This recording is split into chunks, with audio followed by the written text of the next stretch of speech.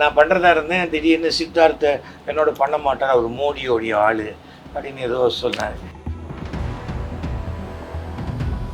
நானும் நல்ல ஃப்ரெண்டு, வாடா போடான்னு பேசிப்போம். வெளியில் நாங்கள் பேசுறது பார்த்து சில பேர் அவர் எவ்வளோ பெரியவர், நாரதர் நாயுடு அவரை வரும். இப்போ ஒரே நாளில் ஓடாட்டா கூட 500 தியேட்டரில் ரிலீஸ் பண்ண முடியும். ரீசெண்டாக பார்த்து மகாராஜா நல்ல படம். என்னங்க 9:30 மணிக்கு வரேன்னா கொஞ்சம் கூட மரியாதையே இல்லை, அவர் கிளம்பி போயிட்டார் வெளில. தங்க நகைகளுக்கு சேதாரத்தில் 25 முதல் 50% வரை தள்ளுபடி. வைர நகைகளுக்கு கேரட் ஒன்றிற்கு ரூபாய் 10,000 தள்ளுபடி. போத்தி ஸ்வர்ண மகால், இது பரிபூர்ணத்தின் அடையாளம். கிரேசி மோகனை நான் தான் இன்ட்ரடியூஸ் பண்ணேன், ரொம்ப எக்ஸ்ட்ரா என்னோட ஜூனியர். ஆனால் இவ்வளோ முன்னுக்கு வந்தவன் இவ்வளோ சீக்கிரம் அங்கே போகணுன்னு அவசியமே இல்லை. காலையில் கூட பேசிட்டு உடம்பு சரியில்லை, ஏதோ கொஞ்சம் இதுவாக இருக்குது, டிஸ்கம்ஃபர்ட்டாக இருக்குது, அப்படி போய்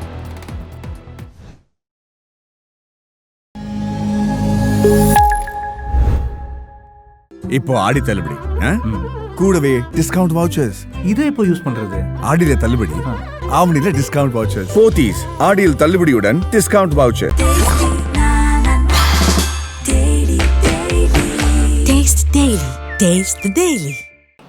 சரி, இப்போ பாலிடிக்ஸ் பற்றி பேச, சினிமாவுக்கு வந்தால் விசு சார் அவரோட உங்களோட எக்ஸ்பீரியன்ஸ் சார், அவரோட ட்ராவல். நானும் நல்ல ஃப்ரெண்டு, வாடா போடான்னு பேசிப்போம். வெளியில் நாங்கள் பேசுறது பார்த்து சில பேர் அவர் எவ்வளோ பெரியவர், நாரதர் நாயுடு அவரை சினிமாவில் தான் அது. நாங்கள் ஏதோ விசுவே ஒன்று சொல்ல, என்ன விசுவமே சரிடா விட்றா நீ ஏன்னா இதெல்லாம் பதில் சொல்கிற அப்படிப்பான். அது மாதிரி அதே போல் டைரக்டர் ராமநாராயணன் பெஸ்ட். நான் வந்து 92 படம் பண்ணியிருக்கேன்னா அதில் கிட்டத்தட்ட 40 படங்கள் இந்த 2 பேர் படம் மட்டும் தான் பண்ணியிருக்கேன். 40-45 படம் பண்ணியிருப்பேன். அது மாதிரி அது வந்து அண்டர்ஸ்டாண்டிங். அதில் வந்து ராமநாராயணன் விஸ்வ 2 பேருமே என்னை நன்றாக சினிமாவில் புரிந்து கொண்டவர்கள். உங்களுக்கு இவ்வளோ படம் நீங்கள் நடிச்சிருக்கீங்க சார், உங்களுக்கு ரொம்ப இப்போ வரைக்குமே மனசுக்கு ரொம்ப பிடிச்ச படம்னா எது சார்? அது 10 படம் பிடிச்சாதாங்க நான் படம் பண்ணுவேன், இல்லாட்டா பண்ண மாட்டேன். சினிமாலேயே ஒரு ராசி இருக்குது. நான் ஒரு படம் ஒத்துக்கிட்டு, அதுவும் புதுசாக ஒரு டைரக்டர்கிட்ட நான் ஒரு படம் பண்ணுறேன்னா அந்த படம் அப்போ கண்டிப்பாக 100 days போயிடும். ஓகே, ஃபஸ்ட்டு டைம் அந்த டைரக்டருக்கு. அதே போல் ஒரு படம் பண்ண ஆரம்பித்து எனக்கு வேணான்ட்டு திருப்பி கொடுத்துட்டேன்னு வச்சுக்கோங்க, அந்த படம் வராது, இல்லை ஊற்றிக்கும் அன்றைக்கே. அது இன்னி வரைக்கும் இருக்குது. இப்போ கூட டெஸ்ட்டுன்னு ஒரு படம் போன வருஷமும் அதுக்கு முந்தின வருஷமும் ஆரம்பிச்சது. நான் பண்ணுறதா இருந்தேன், திடீர்னு சித்தார்த்த என்னோட பண்ண மாட்டார், அவர் மோடியோடைய ஆள் அப்படின்னு ஏதோ சொன்னார். சரி இப்போ அவனுக்கு தெரிஞ்சது அவ்வளோதான், அதுக்கு மேலே is a very immatured fellow அப்படின்னு நினச்சிட்டு விட்டுட்டேன். இன்னி வரைக்கும் அந்த படம் வரலையே, அந்த படம் முடியவும் இல்லைன்னு சொல்கிறாங்க. அதுவே டெஸ்ட்டு தான், ஒருவேளை ஆசிட் டெஸ்ட் ஆயிடுச்சுன்னு நினைக்கிறேன். இப்போ நிறைய சினிமாஸில் வந்து குட்டி குட்டி படம்லாம் வந்து வெளியே வர்றதுக்கு ரொம்ப போராடிட்டு இருக்காங்க சார், அதெல்லாம் ஏன்? சினிமா மாறி போச்சுங்க. முன்ன பார்த்த சினிமாங்கிறது எங்களதுல வந்து 40 பிரிண்ட் போட்டு 40 தியேட்டரில் 4 ஷோ ரிலீஸ் ஆச்சுன்னா பெரிய படம்பா அப்படிமோ. அதுவே ரொம்ப இதுவாகி 70 பிரிண்ட் 80 பிரிண்ட் போகும்போது சூப்பர் ஹிட்டு சில்வர் ஜூப்ளி படம் அப்படின்னு வரும். இப்போ ஒரே நாளில் ஓடாட்டா கூட 500 தியேட்டரில் ரிலீஸ் பண்ண முடியும். டெக்னாலஜி மாறி போச்சு இல்லையா, ஃபிலிம்ங்கிறது போயிடுச்சு, அதை தாண்டி வேறு செலவு இருக்குது, எல்லாம் இருக்குது. சினிமா மாறி போச்சு. முன்னெல்லாம் படம் நல்லா இருக்குப்பா போய் பாரு, நல்லா இருக்குப்பா, அப்படியா அப்படின்னு சொல்லி போய் பார்ப்பாங்க. இப்போ படம் எப்படி இருக்குது அப்படின்னு தெரியறதுக்குள்ளே கலெக்ஷன் பண்ணிடணும். தெரிஞ்சிருச்சுன்னா வரமாட்டாங்கல்ல. அதுக்குள்ளே வரலன்னா என்ன, உலக தொலைக்காட்சியில் முதலாக வந்துடும், அப்படி இல்லைன்னா ஓடிடியில் ஒரு வாரம் கழிச்சு வந்துடும், அவ்வளோதான். இப்போது உலக சினிமாவே கையில் இருக்குது. அப்புறம் நான் எதுக்கு தியேட்டருக்கு போகணும்? அங்கே போனேன், டிக்கெட்டு 150 ரூபா, பாப்கார்ன் 300 ரூபா, காருக்கு ஒரு குடும்பம் சினிமா பொழுது போகிறதுக்கு சினிமாவுக்கு போகணுன்னா, சினிமாவுக்கு போகிறதுக்காகவே சம்பாதிக்கணுன்னா எப்படி சரியாக இருக்கும்? சரியாக வராது. அது மாறி போச்சு. மிகப்பெரிய பிரம்மாண்டங்கள் மட்டும்தான் இன்றைக்கி தியேட்டரில் போய் பார்க்கலாம். எனக்கு அதுவே டிவி கிட்ட உட்காந்தாக்க பிரம்மாண்டமாக தெரியும். இப்போ நீங்கள் ரீசெண்டாக பார்த்த நல்ல படம் எது சார் சொல்லுவீங்க? ரீசெண்டாக பார்த்தது மகாராஜா நல்ல படம். விஜய் சேதுபதி கிட்ட ஒரு பிடிச்ச விஷயம் என்னென்னா, அவர் வந்து ஒரு நல்ல மனிதர்களுக்காகவே நிறைய படங்கள் பண்ணுவார். குட் ஹியூமன் அந்த மாதிரி. அதே போல் அயோத்தி படம் நல்ல படம். மண்டேலா நம்ம யோகி பாபு படம். அப்புறம் இந்த கொரட்டை விடுற சப்ஜெக்டு குட் நைட், அந்த கார் பார்க்கிங் பார்க்கிங். அந்த படம் ரீசனபிளி நல்ல படம் வரும்.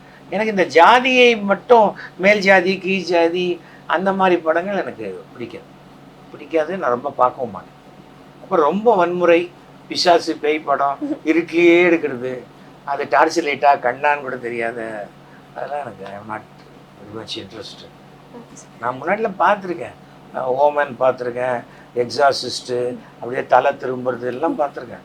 பட் இப்போ எனக்கு என்னமோ நம்ம ரிஃப்ரெஷிங்காக இருக்கணும், கொஞ்சம் பாசிட்டிவாக இருந்தால் பார்க்கலாங்கிற மாதிரி. இனிஷியல் ஸ்டேஜில் வடிவேல் சார் அவங்க கூட நிறைய நடிச்சிருக்காங்க சார். இப்போ அவர் மேலே நிறைய குற்றச்சாட்டுகள் வைக்கிறாங்க. அவங்க அதுக்கெல்லாம் நம்ம பதில் சொல்ல முடியாதுங்க. ஏன்னா சினிமாவில் வந்து ஒருத்தன் நமக்கு எல்லா விதத்துலேயும் சாதகமாக இருந்தால் நல்லவன், சாதகம் இல்லைன்னா ரொம்ப கெட்டவன். இப்போ இந்த டெஸ்ட்டு படத்தை எடுத்து பாருங்க, ஐயா அப்படின்னு இப்படிலாம் பேசுகிறாரு ஹீரோவை அப்படின்னு அவங்க சொல்லலாம். இதோ அந்த டைரக்டர் நெஞ்சிக்கு நீதி, என்னங்க 9:30 மணிக்கு வரேன்னா கொஞ்சம் கூட மரியாதையே இல்லை, அவர் கிளம்பி போயிட்டார் வெளில அப்படின்னு சொல்லுவாங்க. அதுக்கு நம்ம என்ன பண்ண முடியும்? எங்கே சினிமா, அரசியல், பொது வாழ்க்கை எங்கே இருந்தாலும் நீங்கள் 100% எல்லார்கிட்டையும் நல்ல பேர் வாங்க முடியாது. அதை பற்றி கவலைப்பட வேண்டாம். நீங்கள் யாருக்கு நல்லவனாகவும் நேர்மையானவனாகவும் இருக்கணும்னா உங்கள் வீட்டில் உங்கள் அப்பா அம்மா, உங்கள் குழந்தைங்க, உங்களை சார்ந்தவர்கள், கணவன் மனைவிக்குள்ள, சகோதரன் சகோதரிக்குள்ள, அக்கம் பக்கத்தில் நெருங்கினவங்க இது பண்ணுவோம். எங்கள் வீட்டுக்கு எய்த்த வீடு முஸ்லீமு, அந்த வீடு கிறிஸ்டியனு, இந்த வீடு முஸ்லீமு, அந்த வீடு சம் கம்யூனிட்டி இருக்காங்க. எல்லார்கிட்டையும் போய் எஸ்வி சேகர் எப்படி சார், அவர் என்ன சார், அவருக்கு எந்த ஹெல்ப்பாக இருந்தாலும் செஞ்சு கொடுப்பார், அவ்வளோதானே இருக்கணும். ஐயோ அந்த ஆள்கிட்ட போகக்கூடாது சார், ஐயோ மிரட்டிடுவார் அப்படின்னு வரக்கூடாது. அது இருக்கக்கூடாது. நாம் வந்து ஃபஸ்ட்டு ஹியூமனிடேரியன் இருக்கணும். அது இருந்ததுனாலே சரியாக இருக்கும். எனக்கு வந்து எல்லாத்தையோட நான் கடவுளை நம்புகிறோம். If God be with us who can be against us. கடவுள் நம்முடன் இருக்க வரை நமக்கு எதிரிகள் கிடையாது அப்படின்னு நினைக்கிறவன். அதனால் எனக்கு அந்த பிரச்சனை இல்லை. அதனால் ஸோ அதே போல் நன்மையும் தீமையும் பிறர் தர வாரம். நாம் என்ன செய்கிறோமோ அதான் நமக்கு திரும்பி வரும். ரோட்டில் போகிறோம், முள்ளு குத்திடுச்சு, முள்ளு வந்து குத்திச்சு பற்றியா, முள்ளு எங்கேருந்து வந்து குத்தும், நீ போய் முள்ளு மேலே காலை வைக்கிற, அதை நம்ம தெரிஞ்சுக்கணும். அப்போ என்ன பண்ணியிருக்கோம், எதுக்கோ ஒரு நாள் தூக்கி முள்ளு அங்கே போட்டிருப்போம், அந்த முள்ளு குத்தும் நமக்கு, அவ்வளோதான். அது அந்த மாதிரி தான் லைஃப்பை எடுத்துகிட்டு இருப்போம். அது வயசு ஆக அனுபவங்கள் ஏற ஏற அது வரும். அது வரைக்கும் தெரியாது. அது தவிரும் பணத்தோட அருமை எப்போ தெரியும்னா, உழைச்சி சம்பாதிக்கும் போது தான் பணத்தை அருமை தெரியும். அப்பா அம்மா கொடுக்குற காசில் பணத்தோட அருமை பெருசாக தெரியாது. அதே போல் என்ன, கல்வியை விட வாழ்க்கையில் ஒழுக்கம்தான் சிறந்ததுன்னு தான் எங்கள் அப்பா என்ன வளர்த்தார். நீ பெருசாக படிக்காட்டால் கூட பரவாயில்ல, ஒழுக்கமாக இரு. நான் எம்ஜிஆரோட நேரடியாக பழகியிருக்கேன், ஜெயலலிதா அவரோட நேரடியாக பழகியிருக்கேன், அதே போல் கலைஞரோட நேரடியாக பழகியிருக்கேன், ஸ்டாலின் அவர்களோட, அப்புறம் அவருடைய பிரதர் அழகிரி, எல்லார்கிட்டையும் பழகியிருக்கேன். எல்லா பெரிய அரசியல், இன்றைக்கி ராமதாஸ் அவர்களாக இருக்கட்டும், தம்பி சீமானாக இருக்கட்டும், எல்லார்கிட்டையும் நான் பழகியிருக்கேன். எல்லாருக்குமே என்னை பற்றி ஒரு நல்ல அபிப்பிராயம் தான் இருக்கும். அதனால் நான் வந்து அந்த லெவலில் தான் பழக முடியும். அண்ணன் தான் தலைவர் அந்த எனக்கு இந்த போட அப்படின்ட்டு போயிடுவேன். நான் கவலைப்படணும். என்னை மதிக்கணும். என்னை மதித்தவங்கள நான் மதிப்பேன், மதிக்காதவங்கள போடான்ட்டு போயிடுவேன். கிரேசி மோகன் அவர்கள் பற்றி. கிரேசி மோகனை நான் தான் இன்ட்ரடியூஸ் பண்ணேன். ரொம்ப நல்ல ரைட்டர். வெத்தலைப்பாக்கு சீவல் கையில் இருந்தால் போகிறோம், பாட்டுக்கு எழுதிட்டே இருப்பான். பட் ரொம்ப எக்ஸ்ட்ரா என்னோட ஜூனியர், ஸ்கூலில் என்னோட ஜூனியர். பட்டு இன்ஜினியர் படிப்பு. கிரேசி தீவ்ஸின் பாலவாக்கத்தில் நான் அந்த என்னோட ட்ராமாவை எழுத வாய்ப்பு கொடுத்தது. அதுக்கு பிறகு கிரேசி மோகன் ஆகிட்டான். நான் கிரேசி மோகன்னு வச்சுக்க போகிறேன், நீ ஏதாவது கிரேசி சேகர்னு வச்சுக்க போகிறேன். இல்லை எனக்கு எஸ்வி சேகரே போடுறோம், நீ வச்சுக்கோ, ஒன்றும் பிரச்சனை இல்லை அப்படின்னேன்.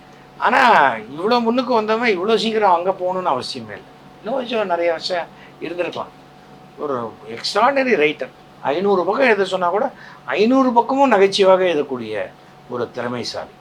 அதை தாண்டி வெண்பாக்கள் எழுதுவான், கடவுள் படங்களை அப்படி அவ்வளோ சிறப்பாக வரையக்கூடியவன். ரொம்ப அன்ஃபார்ச்சுனேட்டு.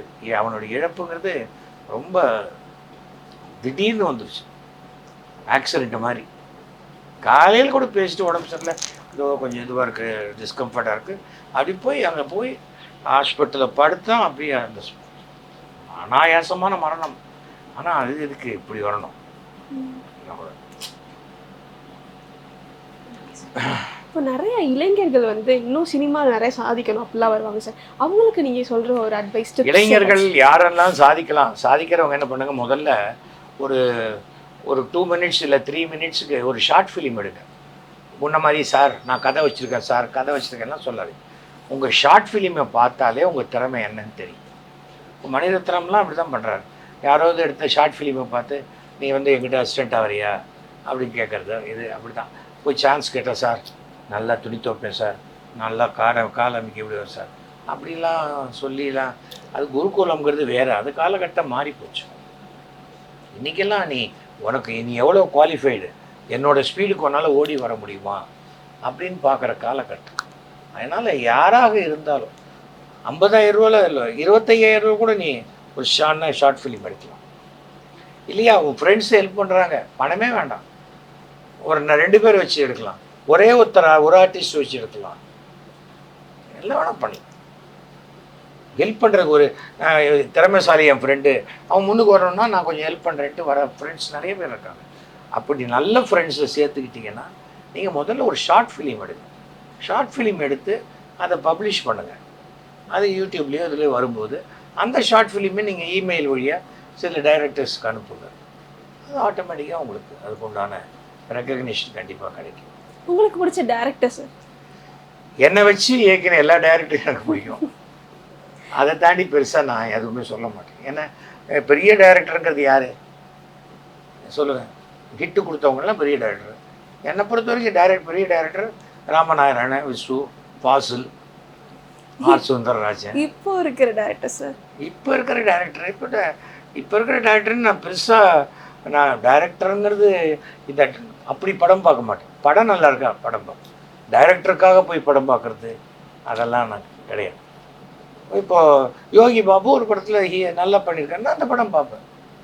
யோகி பாபுக்காக ஒரு படம் பார்க்கணுமா அப்படின்லாம் இல்லை. நிறைய படம் எனக்கு பிடிச்சே பார்ப்பேன். இல்லைன்னா நான் இப்போ முன்ன வரைக்கும் தியேட்டருக்கு போகிறது கிடையாது. இப்போ ஆக்சுவலாக உதயநிதி ஸ்டாலினோட நான் வந்து நெஞ்சுக்கு நீதி படத்தில் நான் ஒரு வில்லன் ரோல் பண்ணுறதா இருந்தேன். மீசி எடுக்கணும், நாங்கள் அதுக்கு ஒரு 5 லட்ச ரூபா எக்ஸ்ட்ரா தரேனாங்க, எல்லாம் தரேனாங்க.